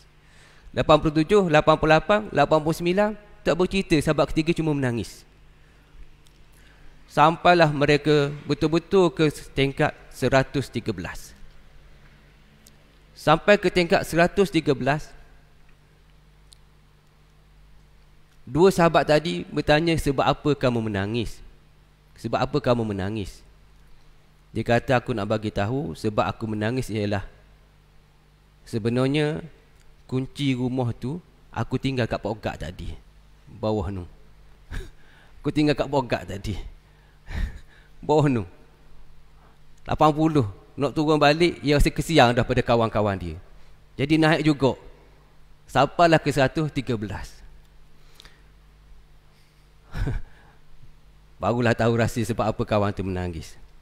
Apa rahsia nak bagi tahu tu muslimin dan muslimat? Kita ni, umur kita ni, saya sebut 113 tu boleh jadi kita adalah di antara kita ni yang sampai umur 113 sekarang ni. Umur 80 tu kalau boleh sedar, sedarlah. Balik semula. Al-kayyisu man dana li nafsihi wa amila ba'dal maut. Orang cerdik ni, dia ingat pada diri dia dan dia bekerja untuk mati. Muslimin dan muslimat, dia bekerja untuk mati. Kita ni bukan bekerja untuk hidup, kita bekerja ni untuk mati. Sebab apa kita duduk dalam masjid ni? Kita nak mati. Sebab kita nak mati. Bukan kita nak hidup itu dalam masjid ni, kita nak mati sebenarnya. Itu hakikatnya. Allah Subhanahu Wa Taala bagi umur yang panjang pada kita. Kadang-kadang kita tak sedar. Kita berseronok bercerita. Tak sedar kita. Sampai kita nak mati barulah kita sedar. Dan kita nak balik semua tu jauh dah kita tinggal. 113 tahun dah kita tinggal benda itu. 113 tahun dah kita tinggal. Allah ya Rabbi. Macam mana kita nak balik semula dalam keadaan umur itu, nak balik semula kepada Allah Subhanahu Wa Taala, baru nak belajar kenal Allah Subhanahu Wa Taala, baru nak belajar itu, nak belajar ini umpamanya. Satu benda yang cukup menyeksakan. Satu benda yang cukup menyeksakan untuk kita balik semula ke pangkal jalan untuk kita kenal Allah Subhanahu Wa Taala. Perkara kedua saya nak sebut muslimin dan muslimat ialah cerita berkaitan dengan Genghis Khan. Kita kenal belakalah Genghis Khan ni adalah orang Mongol yang telah Hulaku Genghis Khan kemudian Hulaku datang memusnahkan kota Baghdad. Kota Baghdad. Tapi Genghis Khan ni adalah cucu ataupun cucu kepada datuk kepada Hulaku tadi. Betul mesti. Itu. Takut salah cerita tu. Genghis Khan pada masa dia mari daripada Mongolia itu dengan tujuan untuk menghapuskan kerajaan Islam. Kerajaan Islam pada ketika itu kerajaan Abbasiyah. Pada ketika itu Abbasiyah ke Utsmaniyah Syekh? Abbasiyah Datang ketika itu di antara tempat yang mereka nak serang ialah Bukhara. Tempat Imam Bukhari kita. Ada makam Imam Bukhari situ. Dia masuk ke situ. Bila dia sampai, Genghis Khan dia sampai di situ, dia serang bertubi-tubi. tak berhenti, siang malam 24 jam tak berhenti. Tak runtuh kota Bukhara itu, tak runtuh. Kota Bukhara itu tak runtuh. Maksudnya Genghis Khan kata kita menyerang tu seolah-olahnya kita buang je peluru kita. Tak ada seorang pun mayat orang Islam tu terbunuh, tak ada seorang pun. Kita sahaja yang keletihan, tetapi orang Islam duduk dalam kota Bukhara itu dalam keadaan selamat. Boleh hidup seperti biasa, menjalankan aktiviti perniagaan seperti biasa, pergerakan ekonomi berjalan seperti biasa. Semacam tidak berlaku peperangan pun orang duduk dalam kota Bukhara itu. Genghis Khan pun dia fikir siang malam bermusyarat dengan dia punya parlimen tentera-tentera jeneral dia ni. Datanglah satu idea. Dia kata kita buat macam ni. Kita offer kepada orang-orang Islam duduk dalam kota itu, sesiapa yang boleh membunuh. Sebab yang mempertahankan kota Bukhara itu terdiri daripada alim ulama. Dia kata sesiapa yang boleh membunuh alim ulama yang duduk dalam kota Bukhara itu, kita akan lantik dia sebagai gubernur ke, kita akan beri jawatan-jawatan yang utama di kota Bukhara tadi, ataupun di tempat-tempat lain yang kita kuasai sekitar ini. Maka benda itu dilaung-laungkan kepada umat Islam yang berada dalam kota Bukhara. Dilaung-laungkan. Sehinggalah berlaku keriuhan dalam kota Bukhara itu sendiri. Dalam keadaan kota Bukhara itu tutup-tutup, tiba-tiba berlaku peperangan secara dalaman. Orang Islam berbunuhan sesama sendiri dan alim ulama dibunuh oleh pengikut-pengikut ataupun orang yang berada di sekitar mereka. Sehinggalah akhirnya kota Bukhara itu, pintu kota Bukhara itu terbuka dan Genghis Khan pun menjemput semua orang yang kita kata belok ini, yang telah membunuh para alim ulama tadi, dijemput untuk datang menghadap Genghis Khan. Semua yang belok tadi amat gembira sebab Genghis Khan menjanjikan kepada mereka akan diberi habuannya dari sudut harta benda dan pangkat kedudukannya. Datang. Bila datang kat Genghis Khan, apa yang Genghis Khan buat? Genghis Khan arahkan tentera dia supaya bunuh semua orang Islam tadi yang belok tadi. Bunuh semua sekali. Selepas mereka bunuh penggal semua orang Islam yang belok itu, apa yang Genghis Khan bagi tahu? Genghis Khan kata, orang ni kalau duduk bersama dengan kita pula, bila ada orang offer pada dia, offernya lebih baik daripada kita, dia akan khianat kepada kita semula.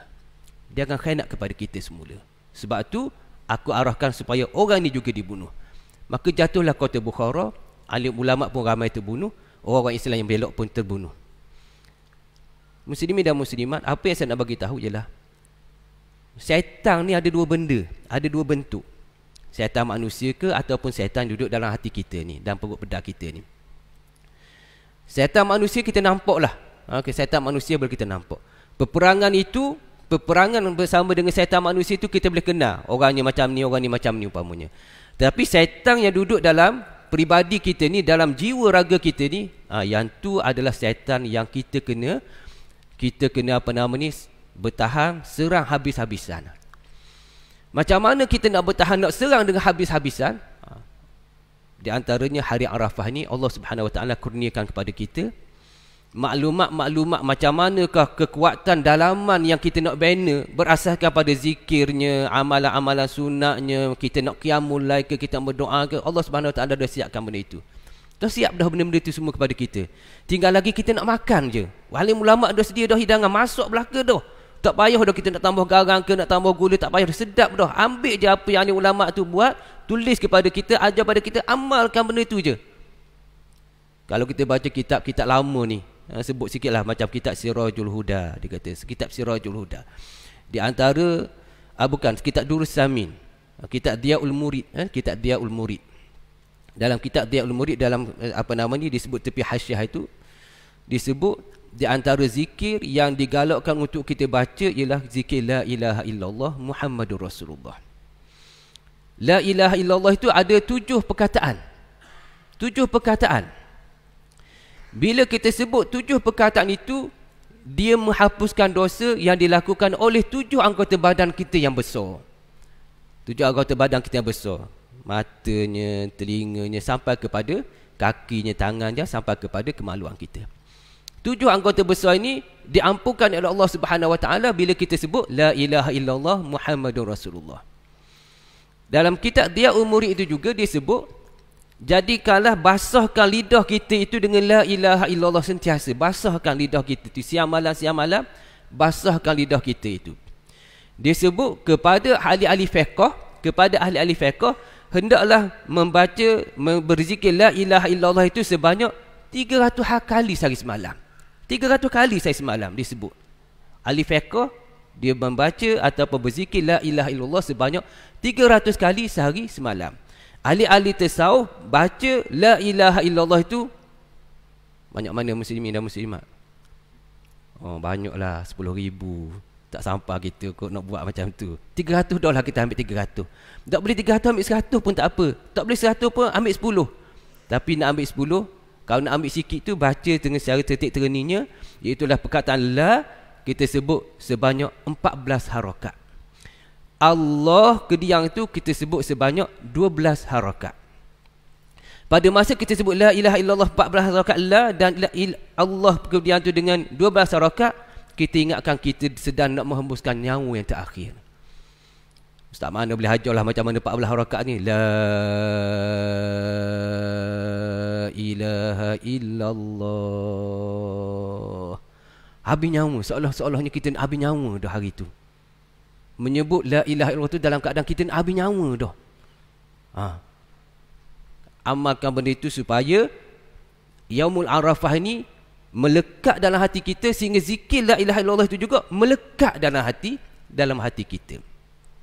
Perkara ketiga, kisah ketiga saya nak sebut jelah.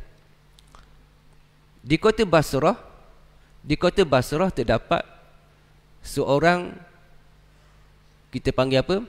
Qadhi lah, ataupun kita kata boleh jadi kita kata DO lah, seorang DO yang beragama Islam. Seorang DO yang beragama Islam, yang pemurah dan dikasihi oleh masyarakat dia. Dan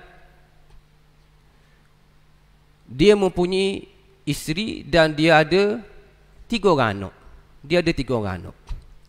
Dan di kota Basrah itu juga ada seorang lagi yang kaya, hartawan dan pemurah juga.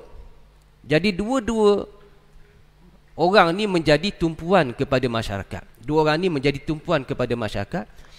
Terutamanya apabila anggota masyarakat di kota Basrah itu menghadapi kesulitan dalam bentuk kehidupan. Nak beras ke pergi minta dengan dia orang, nak ikan ke pergi minta dengan dia orang. Jadi dua-dua orang ni adalah hartawan yang pemurah. Qadhi ni pun pemurah, hartawan itu adalah hartawan yang pemurah juga.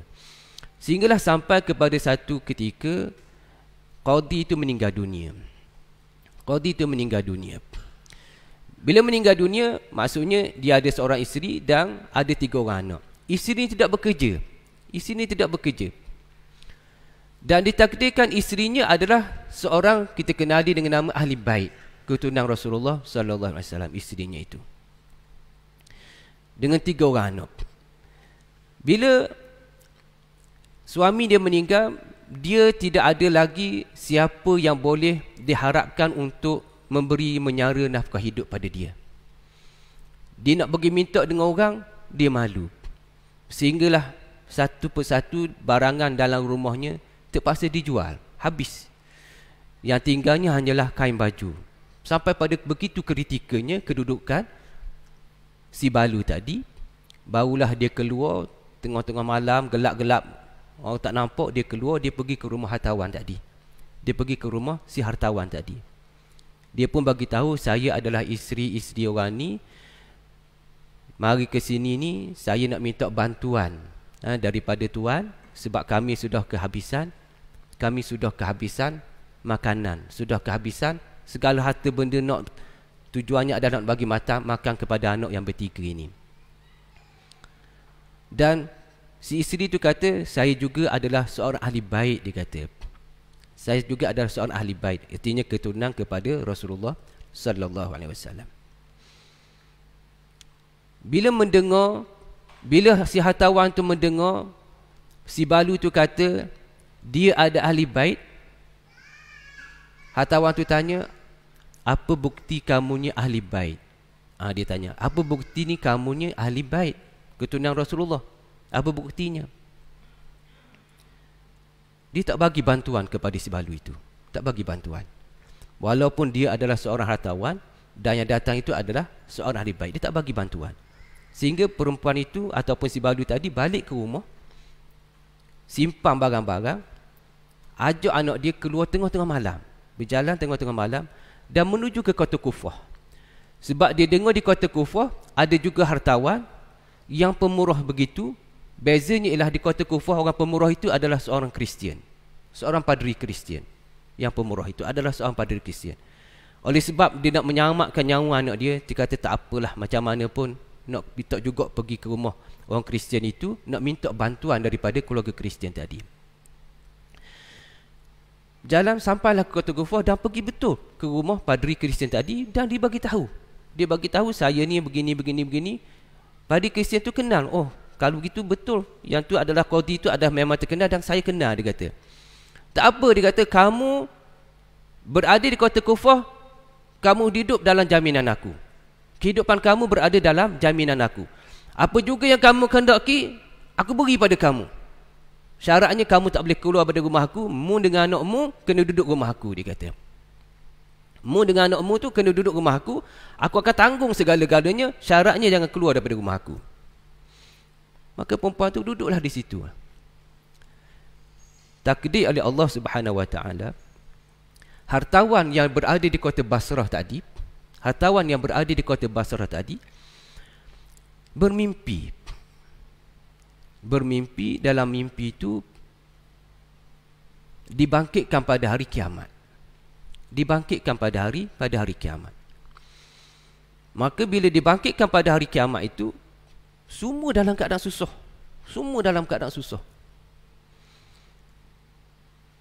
Dalam keadaan kesusahan itu, semua mencari siapakah yang boleh bagi syafaat. Sampailah kepada Nabi Muhammad SAW. Dicari berjumpa untuk bagi syafaat. Sampai giliran hartawan itu berjumpa dengan Nabi Muhammad SAW. Dia bagi tahu, wahai Nabi Muhammad, saya ni begini-begini, duduk begini-begini. Saya ni adalah salah seorang daripada umat kamu, wahai Nabi Muhammad. Nabi Muhammad kata apa? Mana bukti kamu umat aku? Terkejut dia. Bangun tengah-tengah malam tu berpeluh dia. Dia teringat yang dikatakan kepada balu yang meninggal dunia tadi. Dia teringat. Terus dia bergegas, ditanya suruh orang kampung, riti-riti cari, sehinggalah dia berjumpa. Akhirnya si balu tadi berada di kota Kufah dan dia pergi kepada si badri tadi, merayu kepada si padri, serahkan si balu tadi bersama 3 orang anak tadi, beri pada dia nak balik semula ke kota Basrah. Dia nak biaya, nak tanggung semua sekali. Sebab dia teringat kepada Nabi Muhammad SAW kata, mana bukti kamu umat aku? Semacam mana disebut kepada si balu tadi, mana bukti kamu ni adalah ahli bait? Sama buktinya, sama cara bukti. Apa padri itu kata? Yang pertama, wahai si hartawan, bila 4 beranak ni mari duduk rumah aku dapat merasakan satu keberkatan sedang berada dalam rumah aku. Hari ni aku dapat RM10. Bila dia datang, biasanya aku dapat RM10. Bila dia datang, aku dapat RM100. Dan orang yang datang minta kepada aku bantuan daripada aku, kalau 100 orang bertambah pada 1000. Dan keberkatan harta itu bertambah lagi. Semenjak dia duduk dalam rumah aku. Yang kedua, aku dapat merasakan satu kebahagiaan yang tak pernah aku alami sebelum ni. Tapi bila 4 beranak duduk sini, satu kebahagiaan yang tak boleh aku nak cerita macam mana kebahagiaannya. Yang ketiga, dia kata, bila 4 beranak duduk dalam rumah aku melihat akhlak dia. Dia 4 beranak ni. Aku melihat akhlak ni daripada mak dan anak-anak dia. Aku tengok macam mana si mak mendidik anak-anak tadi. Aku melihat akhlak dia. Keluarga aku melihat akhlak dia. Anak bini aku tengok akhlak dia. Pak saudara aku tengok. Seluruh ahli keluarga aku tengok akhlaknya. Yang berlakunya ialah semua ahli keluarga kami telah bermenganut Islam. Semua ahli keluarga aku yang Kristian asalnya telah menganut Islam disebabkan 3 orang ni. Orang yang amat berjasa kepada aku dan keluarga aku ini menyebabkan kehidupan aku menjadi begitu senang, bahagia. Takkan aku nak serah senang-senang kepada kamu. Baliklah kamu, aku nak jaga dia, dia kata. Ini muslimin dan muslimat. Apa yang saya nak bagi tahu ialah kita kena ingat jasa Nabi Muhammad sallallahu alaihi wasallam kepada kita. Jasa Nabi Muhammad sallallahu alaihi wasallam ni tak terkira lah. Jasa Nabi Muhammad ni tak terkira lah. Kita nak sebut apa yang ulama-ulama kita kata, sebab apa kita ada di sini? Sebab apa kita duduk, kita hadir di atas muka bumi ni? Sebab apa kita hadir di atas muka bumi ni? Sebab Nabi Muhammad sallallahu alaihi wasallam. Kalau tidak Nabi Muhammad SAW, kita tidak ada di atas muka bumi ini. Itu yang Nabi Adam tengok dalam syurga. La ilaha illallah Muhammadur Rasulullah. Ya Allah, siapa Muhammad ni? Siapa Muhammad ni ya Allah?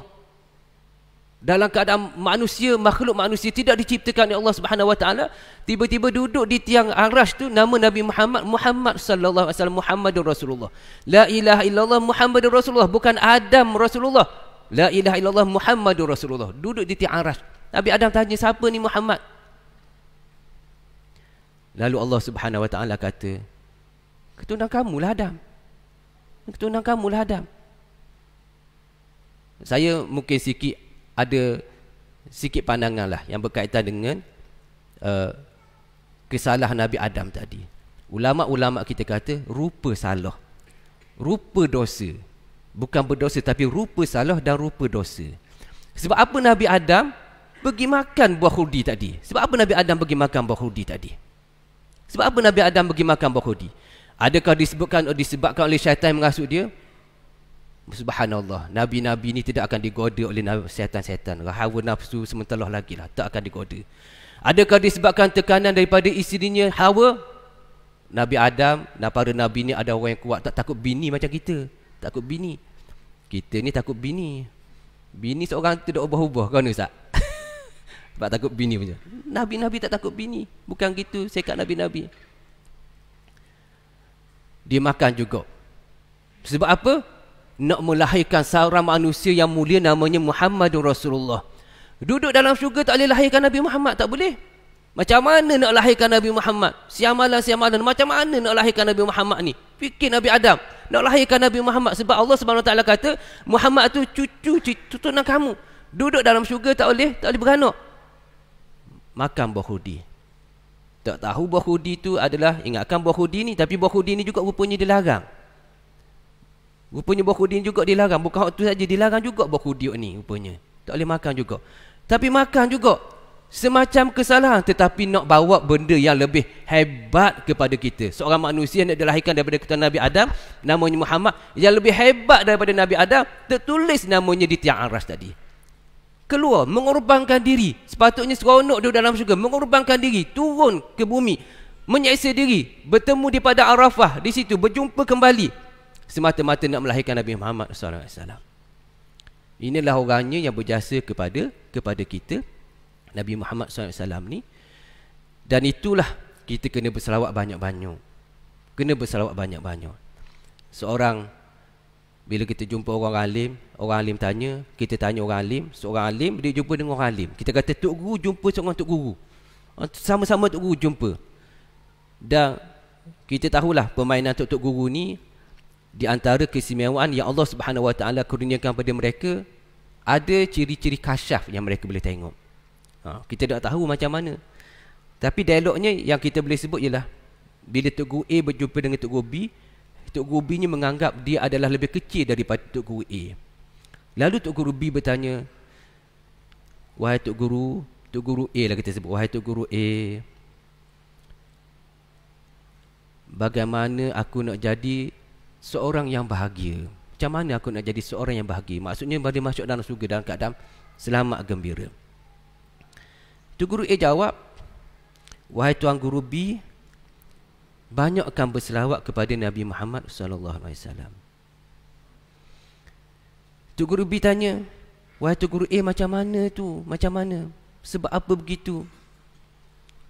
Sebab Allah Subhanahu Wa Taala sebut, innallaha wa malaikatahu yusalluna 'alan nabi ya ayyuhallazina amanu sallu 'alaihi wa sallimu taslima.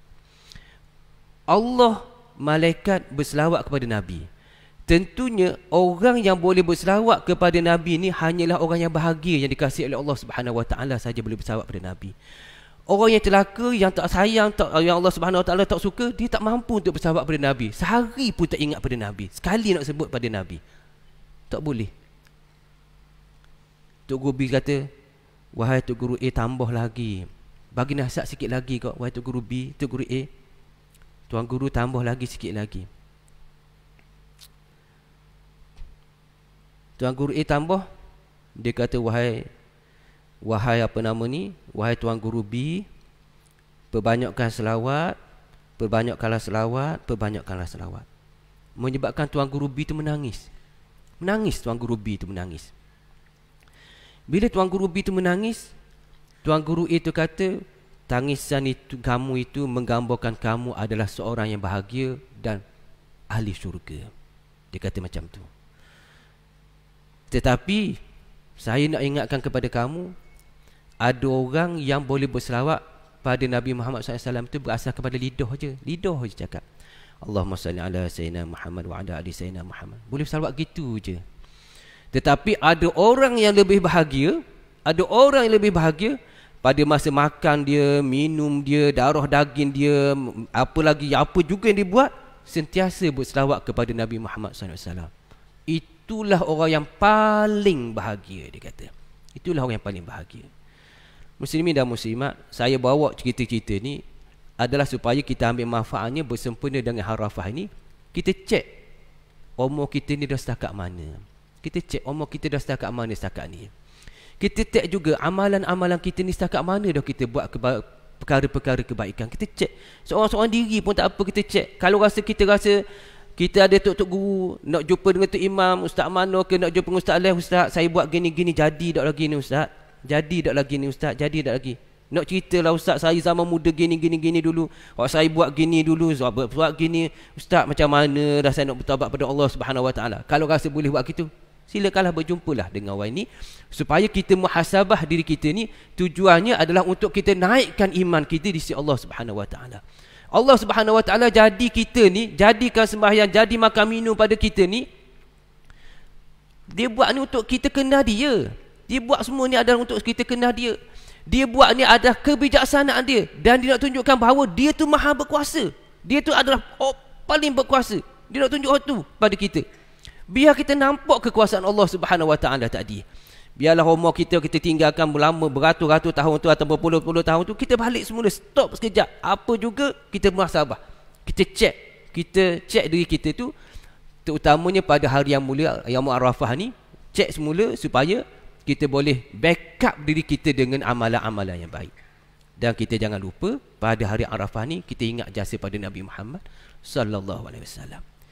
Kita ingat pada jasa Nabi Muhammad sallallahu alaihi wasallam yang bawa ajaran Islam kepada kita ni sehingga kita jadi orang Islam. Kita ni jadi orang Islam, muslimin dan muslimat. Islam baka je ni muslimin dan muslimat. Kita ni Islam baka. Islam baka je. Kita ni muncul Islam baka, orang lain baka juga. Tapi baka Cina jadi kafir, baka Hindu jadi kafir, baka orang putih jadi kafir. Kebanyakan kita sebut secara umum je, kita sebut secara umum. Tapi Allah Subhanahu Wa Taala pilih kita bakanya baka Islam. Matinya kalau dah daripada keluarga ni, mati dah kecil, masuk kubur Islam, tak letak dalam kubur, tak letak dalam kubur jarak Cina ke ataupun kita baka. Dok, baka Islam kita ni. Baka Islam. Hak tu dah satu keistimewaan dah Allah Subhanahu Wa Taala bagi kepada kita. Baka Islam ni dah satu keistimewaan. Cuma kena upgrade dia lagi. Kena top up lagi dengan amalan-amalan pengukuhan supaya kita ni, Islam kita ni adalah Islam yang sebenar. Supaya kita murnikan hati kita, tauhid kita adalah tauhid yang tulus ikhlas bersih kepada Allah Subhanahu Wa Taala. Keimanan kita ni adalah keimanan yang kukuh kepada Allah Subhanahu Wa Taala. Kita kenal Allah Subhanahu Wa Taala dalam setiap sakanat kita dan harakat kita, diam kita, pergerakan kita, kena nampak Allah Subhanahu Wa Taala. Biar nampak tetusang rasa dalam hati kita itu ternampak Allah Subhanahu Wa Taala. Ya Allah ya Tuhan, nikmat sungguhlah aku makan ni. Kalau tidak kerana nikmat-Mu bagi lidah pada aku, satu keping lidah tu boleh rasa sejuta rasa. Satu keping lidah tu boleh rasa sejuta rasa. Sebiji mata ni boleh tengok berjuta-juta keindahan yang Allah Subhanahu Wa Taala beri pada kita. Biar nampak benda itu.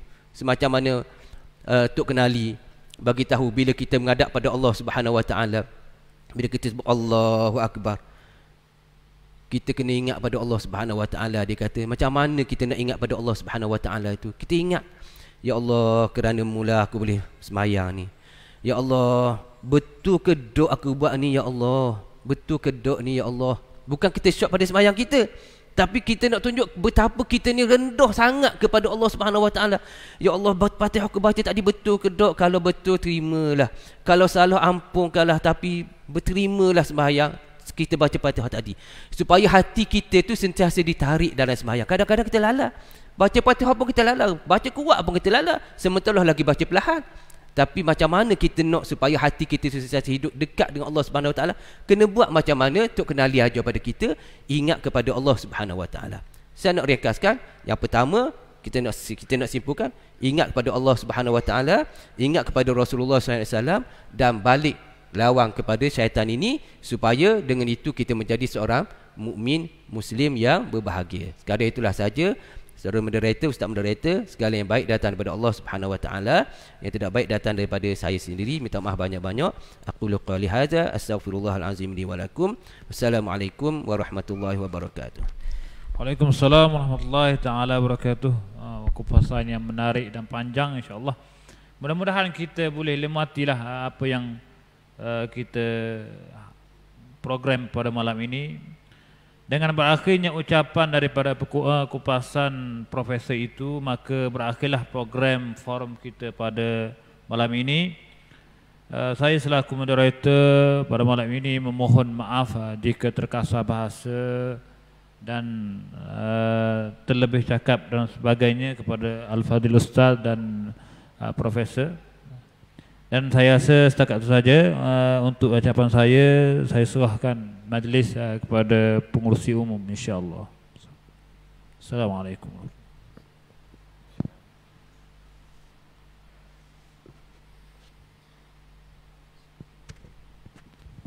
Waalaikumsalam warahmatullahi wabarakatuh. Alhamdulillah, jutaan terima kasih diucapkan kepada dua ahli panel kita di atas jawapan soalan-soalan yang telah diajukan dan juga kupasan yang menarik. Sampaikan kita tak berasa sejam setengah dah. Dah sah? Sejam setengah dah kita. Galik sangat orang kata. Jadi gitulah. Mana kita bersama dengan orang hebat malam ini, insya-Allah. Kalau kata tak 3 jam pun kita rasa dah puas juga. Betul tak?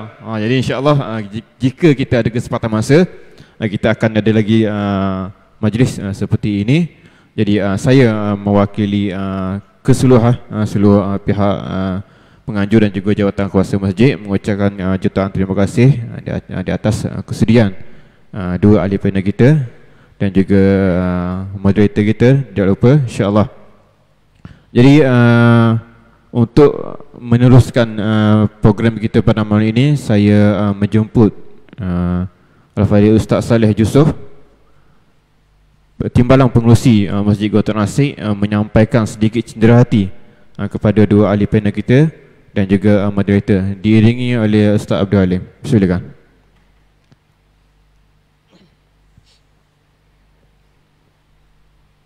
Yang pertama dipersilakan ahli panel yang pertama, iaitu Ustaz Wan Ahmad Zuki untuk menerima sedikit cenderahati. Silakan.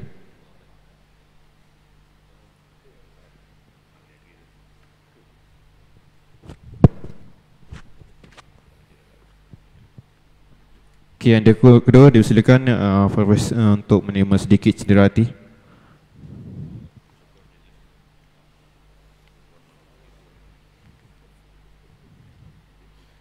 Yang terakhir dipersilakan moderator Ustaz Al-Fatah untuk menerima sedikit cenderahati.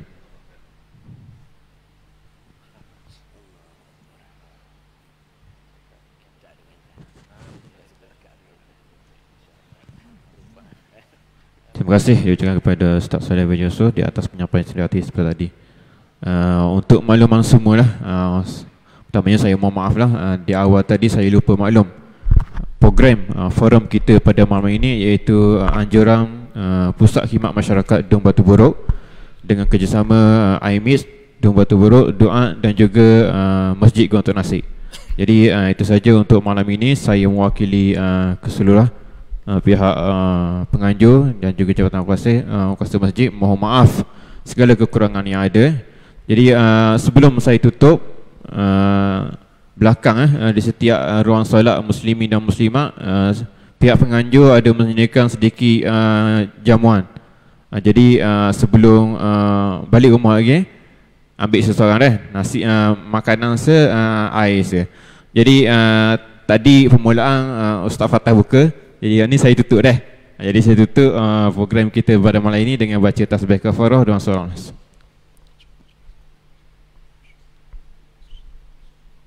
Assalamualaikum warahmatullahi wabarakatuh. Allahu akbar, Allahu akbar. Ashhadu an la ilaha illallah. Ashhadu anna Muhammadar Rasulullah. Hayya 'alas salati, hayya 'alal falah. Qad qamatis salatu, qad qamatis salah. Allahu akbar, Allahu akbar. La ilaha illallah.